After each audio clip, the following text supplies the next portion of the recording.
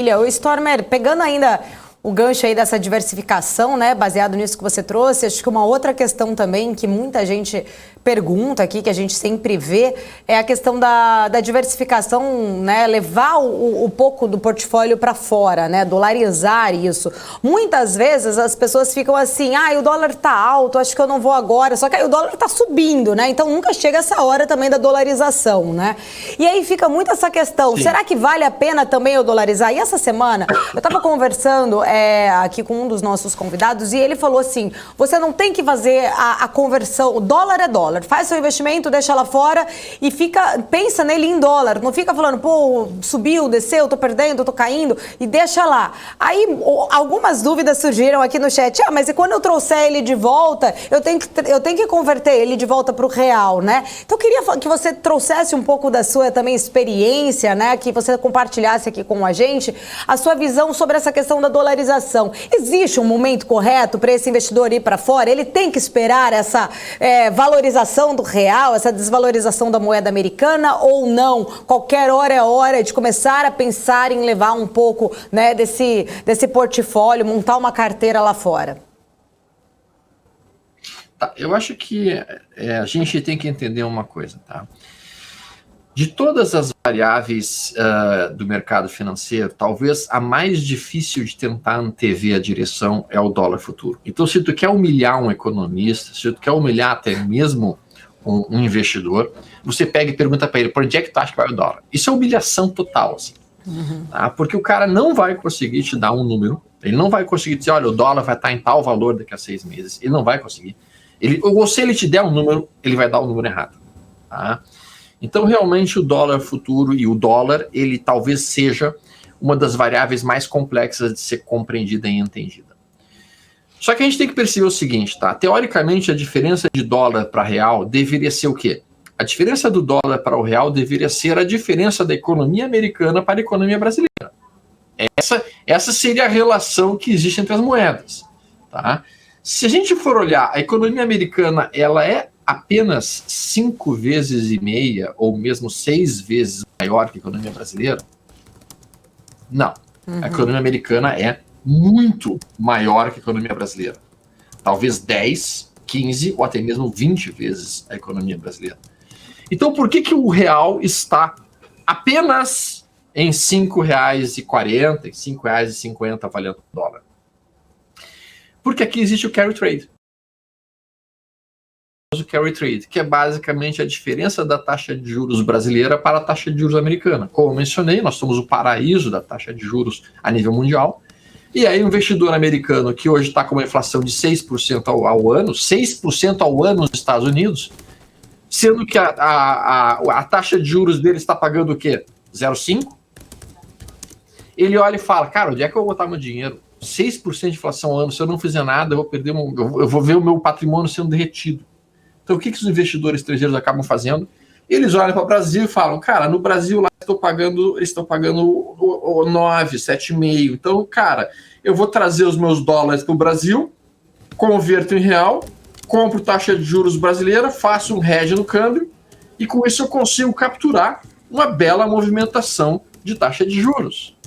Então, a taxa de juros alta no Brasil mantém o dólar num preço mais baixo. Mantém o dólar. E isso se chama carry trade, produzido por investidores estrangeiros no mundo inteiro. Tá? À medida que a gente subiu nossa taxa de juros e os americanos mantiverem a taxa de juros deles no nível mais baixo, nós vamos conseguir manter o nosso dólar controlado. E aí nós vamos ter realmente uma movimentação de dólar na faixa atual que a gente tem, entre 5, que é a zona de suporte principal, e 6, que é a zona de resistência principal.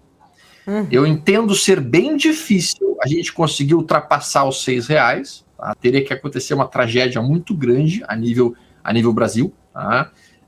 Para que isso aconteça, especialmente com a quantidade de dólares que os próprios americanos produziram nos últimos 1 ano e meio, digamos assim.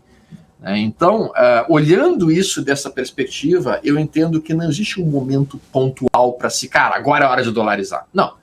De uma maneira geral, acontecendo um recuo do dólar, já começa a ser interessante tomar aquelas posições. O que a gente percebe? Quando o dólar cai, Tá? Quando o dólar chega lá em 5,20, ao invés da pessoa pensar em tomar dólar, o que ela pensa? Mas agora eu vou esperar que caia até 5. Agora eu vou esperar que caia até 4,50. Agora eu quero que caia. E aí ela não toma. E quando o dólar sobe, ela fala, agora tá caro. É o topo que você acabou de falar, né? É o topo, né? Não é o caminho, né? Foi exatamente esse exemplo, né? Exatamente. A pessoa quer acertar o topo aqui, o topo aqui, e esquece do meio do caminho. Stormer, muito... Nossa, de tentar sensacional a tua explicação. Maravilhosa, assim. E pegando essa questão que você trouxe, até estava lendo aqui os comentários. Primeiro que está todo mundo elogiando. E até quero já dizer, né, que nós estamos com mais de 2.000 pessoas em todas as nossas plataformas aí logadas assistindo. 800 pessoas aqui no YouTube, mas em todo o nosso portal tem mais de 2.000 pessoas agora assistindo a essa entrevista, né? E todo mundo elogiando. Estamos recebendo aqui um bombardeio de elogios. Projeto Júlio falando. Stormer é simplesmente fantástico, uma base de serenidade. Esse é o padrão que esperamos da BMC News, nada menos, mas será difícil. Obrigada pelo elogio, obrigada aí por vocês que estão todos acompanhando a BMC News, todo mundo elogiando.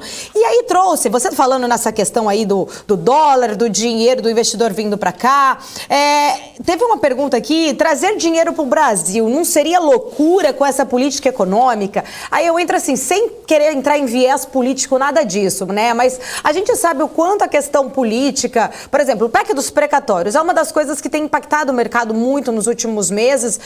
Aprova a PEC, melhora o mercado, vai fatiar a PEC não passa, faz alteração, o mercado cai. A gente vê essa questão do teto de gastos, que é um ponto ainda que preocupa muito os investidores. Até que ponto você acha que o investidor estrangeiro ele se preocupa com essas questões de risco Brasil?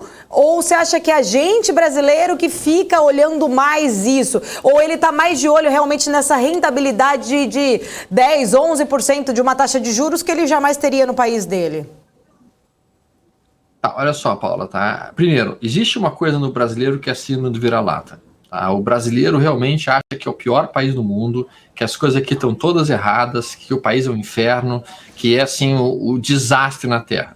Isso é uma característica do brasileiro. Tá? E não é verdade. Não existe um único país no mundo que seja perfeito. Tá? Todos os países terão qualidades e terão defeitos. Tá? Então, vamos olhar do ponto de vista absolutamente sereno, tranquilo e imparcial. Tá? Por que o investidor estrangeiro investiu no Brasil? E eu tenho aqui um cliente meu, que o cara realmente é um americano, e o cara sistematicamente traz dinheiro para cá a rodo. E um dia eu até liguei para ele e falei, o nome dele é Paul, por que tu traz tanto dinheiro pro Brasil? Por que tu investe tanto aqui no Brasil? E ele olhou assim para mim e disse, Alexandre, vocês não conseguem entender. O Brasil, ele é como um Mustang sem rodas.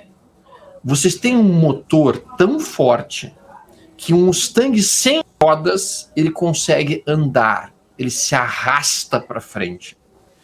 Vocês têm uma economia que é uma economia continental. Vocês têm um país com milhões e milhões de habitantes, um país que tem uma extensão continental violentíssima.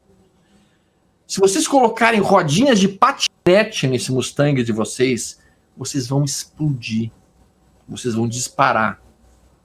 Todo mundo aqui conhece a cidade de Dijon, na França, né? Dijon, na França, uma cidade famosíssima. Fantástico, França. Dijon. Quantos habitantes tem Dijon? 270 mil habitantes. Paula, 270 mil habitantes é um bairro de São Paulo. Então, uma cidadezinha famosíssima como Dijon, na França, tem o bairro de São Paulo.